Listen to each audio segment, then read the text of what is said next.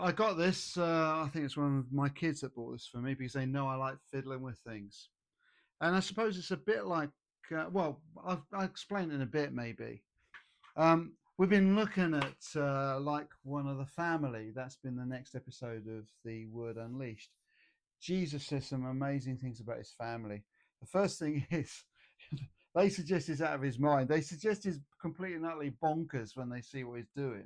That's his real family, his blood family, his birth family. Then Jesus, then the people say, "Hey, look, your family are outside," and he says this: "Who are my mother and my brothers?" He asked.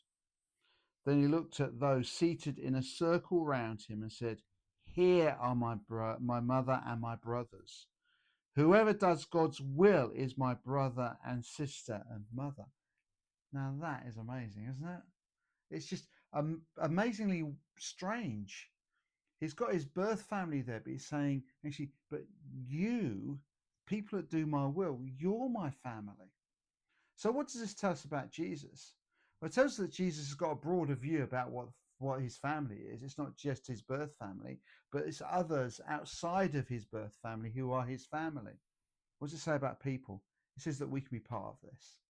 It says that we can be part of this. If we are the people that does God's will, then we can be part of his family. And I suppose that's where I get this from, because this is a bit like the church.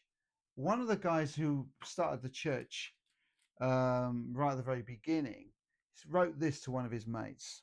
He said, "The family of God is the church of the living God, which is the pillar and foundation of the truth." Got a really high view of what the church is. So it may well look a bit like this sometimes, a bit higgledy-piggledy, but that's who the church is. So how do we respond? Well, my first question is, do you do God's will? If you are doing God's will, then you be part of God's church. This, what was it, pillar and foundation of the truth. I'd be interested in thinking what you think about this reflection. Thanks so much for watching.